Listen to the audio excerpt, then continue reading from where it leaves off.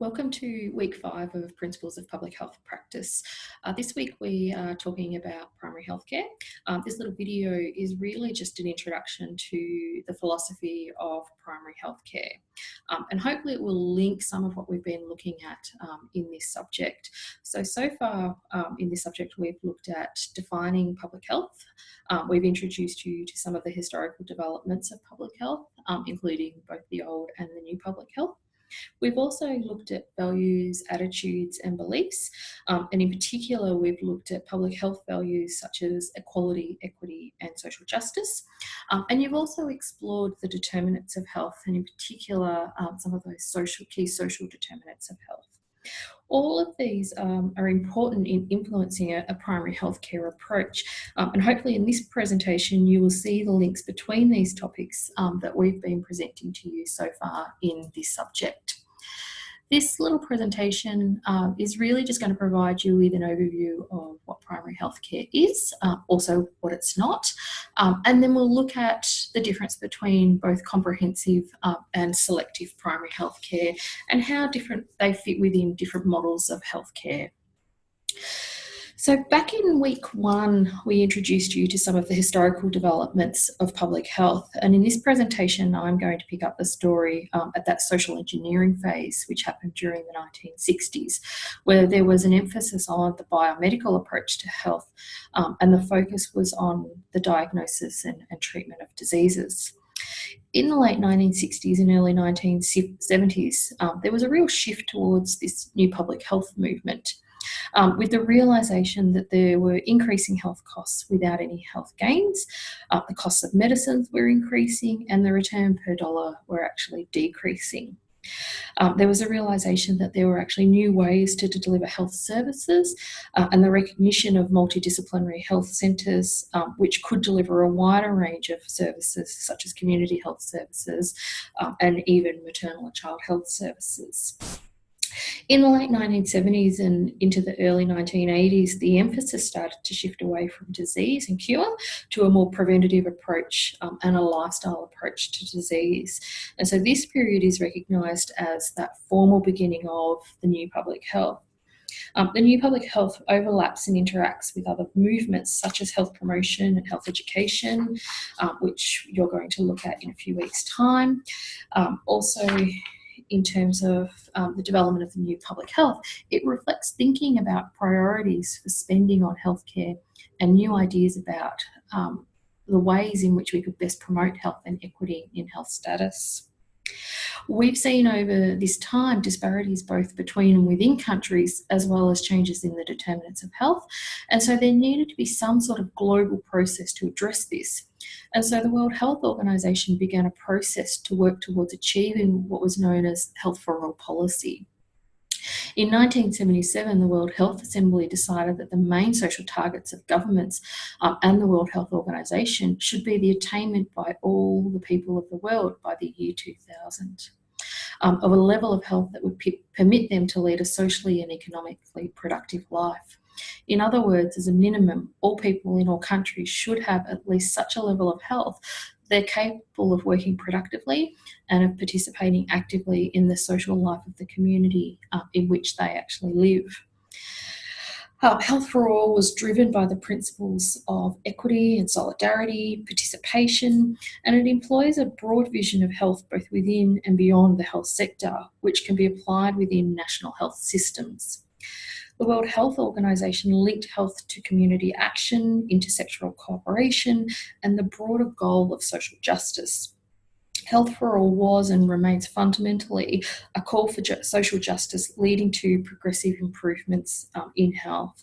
And so it's important to note that this is not a single future goal, but rather it is progressive and it's continually changing, and it allows countries and their health systems to address the health issues specific to them, as well as to look at and address global health issues as well.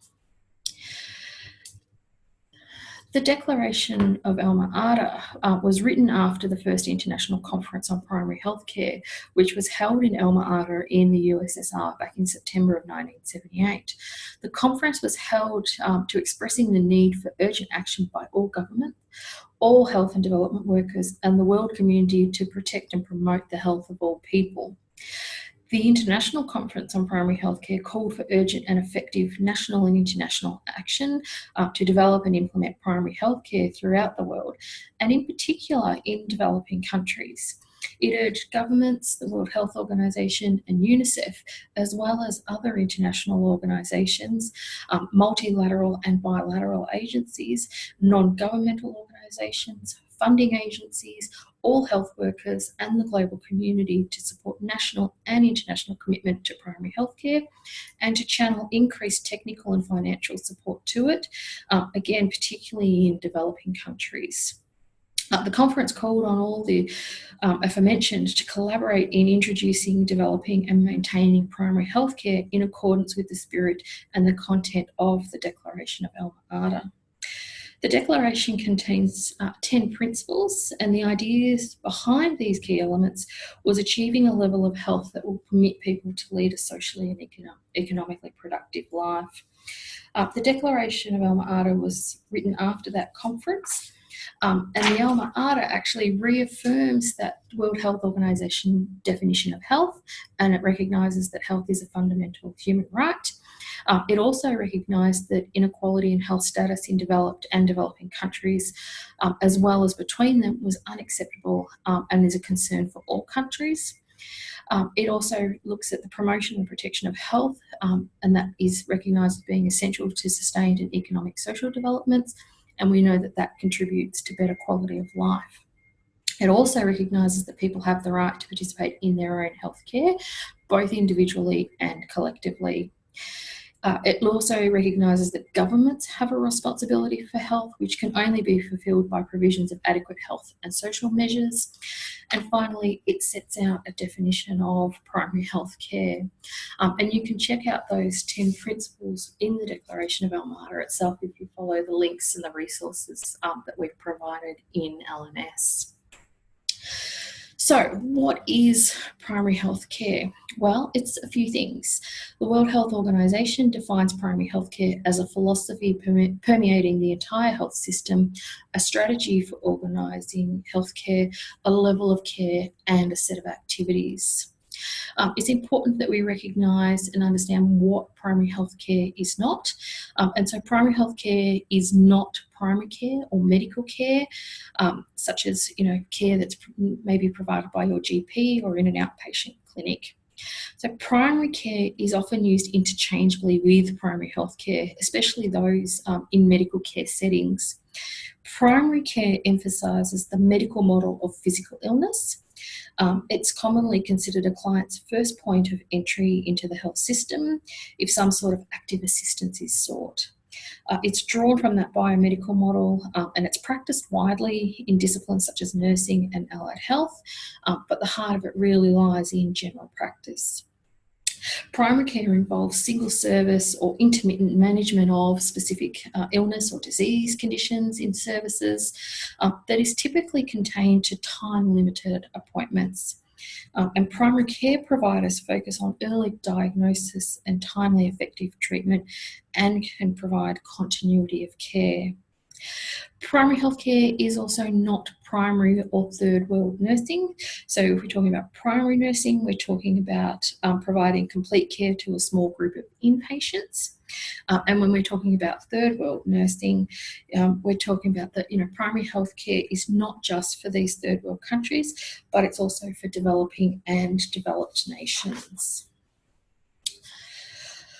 So if we look at, the first part of that definition that primary healthcare is a philosophy, it's based on a social model of health philosophy. So within this conceptual framework, improvements in health are achieved by addressing the many cultural, environmental, biological, political and economic determinants of health. It's looking at equity. It's based on the principles of equity. So that is the essential healthcare, healthcare that is universally accessible and affordable. It's based on social justice, and so the achievement of health is a resource and also a human right. It's also about reorienting health systems towards raising the health status of individuals as well as families and the much broader community. It's about enabling people to lead socially and economically productive lives. And it's also about the provision of services based on needs. And so recognising that those with the most needs will actually require the most assistance. There is recognition around health education, and the health education should be aimed at the root causes. So if you think back to the determinants of health and that iceberg model that we introduced you to, and think about where we need to address health problems, and that's at the bottom of that iceberg model. If we're talking about primary healthcare being based on the social model of health, at the heart of that is community participation. And so it's about recognising that we're working with people, not on people, and ensuring that the needs of community are driven, the needs are community driven, and that we're not just being tokenistic in how we're working with people. We need to consult with people, and that means beyond just providing opinions. Primary healthcare practitioners work to change the social, the political, the environmental, and those economic determinants. And this has to be done across sectors. So no one sector can deal with these determinants alone. And so primary healthcare is a multi-sectoral philosophy, and it requires whole of government efforts, not just those within the healthcare system. So primary healthcare is an approach to the way in which we think and work as health professionals. When the philosophy of primary healthcare is implemented, a particular strategy for the organisation of healthcare becomes apparent. And so what we see is that the entire system is built to meet the goals of primary healthcare. And so what we see is that we need this combination of upstream health promotion and disease prevention in the community, as well as downstream disease management in order to deal with the increasing burden of communicable and non-communicable diseases. Because we know that people will always get sick or injured, and we need to be able to treat or manage that in order to maintain quality of life. So we've seen that primary healthcare is a philosophy and it's a strategy. It's a health system that is based on primary healthcare will build on those principles of Alma Ata, equity, universal access, community participation, and intersectoral approaches. It takes account of broader population health issues, reflecting and reinforcing public health functions. It creates conditions for effective provision of services to vulnerable groups and directing services and support to those who are the most vulnerable and in the most need. It's organised, integrated and seamless care, which links preventative services, acute and chronic care services across all components of our healthcare system. And finally, it's continuously striving to improve performance. So the primary healthcare we've seen is a philosophy and a strategy, and it is also a set of activities which were set out in that declaration of Alma Ata.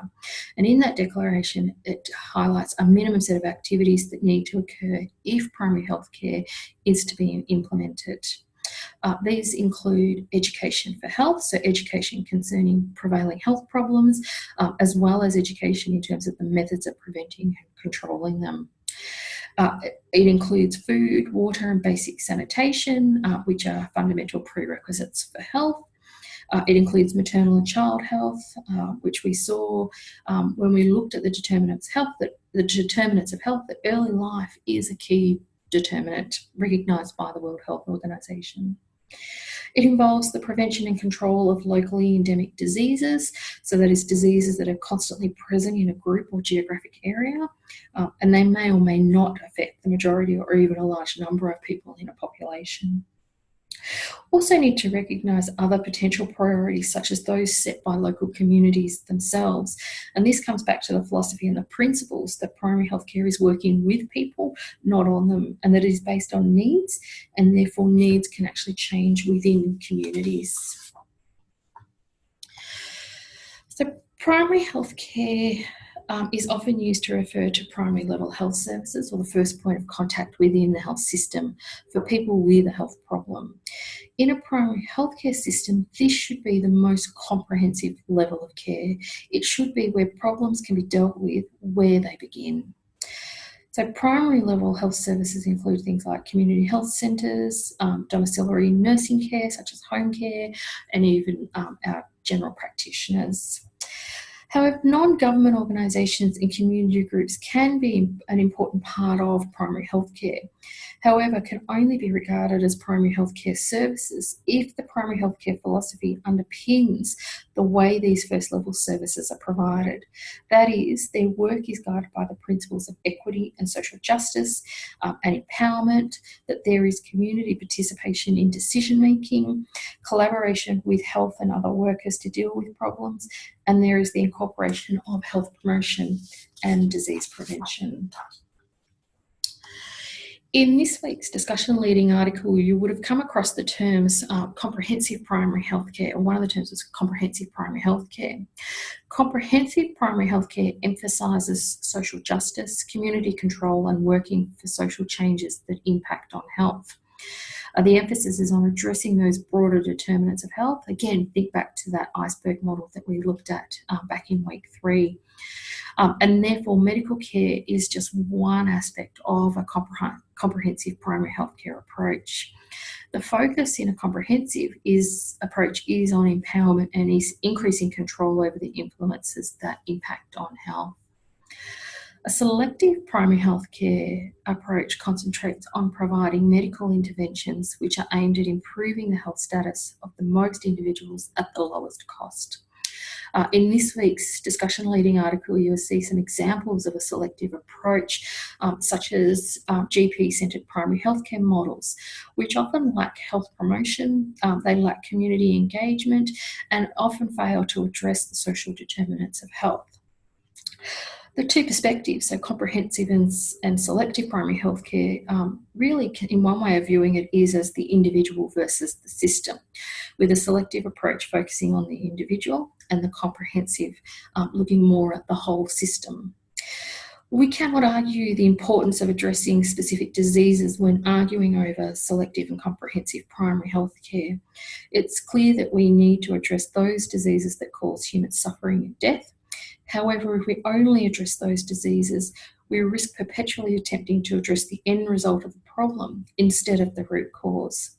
So a comprehensive primary healthcare approach addresses these illnesses and other issues in their social context, recognising the expertise that ordinary people have and their right to exert control over their own lives. We cannot argue that selective primary healthcare is not important after all, it's produced really important gains in public health. Think about things like immunisation. And so rather than seeing these as opposing approaches, we should actually be thinking about these as a continuum, and we actually need both approaches. This little table here is one way of, just one way of being able to show you the differences between a comprehensive and a selective primary healthcare approach and how they differ or are similar perhaps with a more traditional medical model. So the biomedical model of health, which is sort of pre-1970s, really focuses on risk behaviours and healthy lifestyles. It emphasises health education, changing knowledge, attitudes and skills, and really puts the focus on individual responsibility for health. It treats people in isolation of their environments. The emphasis is on diagnosing and treating individuals separately from their lifestyle or their living conditions, and this model concentrates on the disease, the illness or the disability, and really is just attempting to cure the person without understanding how it is that they've got to be in the situation that they're in. This tends to be the first thing that people think of when they think of healthcare. It receives the majority of government healthcare funding, and so some examples of the medical model include things like X-rays, pap smears, ultrasounds, surgical procedures, prescriptions, and blood tests. The disadvantages of a medical model are that it is really narrow, a really narrow view of health, and doesn't actually focus on promoting good health. Medical approaches are often more expensive, which can be a really important factor contributing to differences in health status experienced both between and within countries. The selective primary healthcare approach, has some similarities with that biomedical model, as you can see in this little table here, where that view of health is still around that absence of disease. The control over health lies predominantly with health prevention professionals, and it's still looking at using medical interventions rather than necessarily thinking about the social context of people's lives. What we see in a comprehensive approach is that our view of health is centred around positive well-being. So it's more than just that absence of disease, illness or injury or disability. It places the control over health back in the hands of communities and individuals. So it has much more of an empowering approach. And it's looking at, achieving health through equity and community empowerment. It's multidisciplinary and requires different sectors actually collaborating together in order to address those underlying determinants of health. Another way to look at the different philosophies and approaches is in this diagram here, which represents these approaches more as a continuum. So at one end of the continuum, we have primary care, so that is, individualised care, focusing predominantly on tertiary and secondary disease prevention. Often there's a surcharge attached to consumers and focuses predominantly on health education. As we move along the continuum, we see that selective primary healthcare approach. So it includes things like screening and surveillance, immunisation, looking at primary prevention, and of course health education. And then further down the continuum, we see that comprehensive primary healthcare approach, where ideally there should be no cost to the consumer at the point of service. It includes the provision of, housing, food, safe environments, so some of those fundamental prerequisites of health. There's an emphasis on capacity building.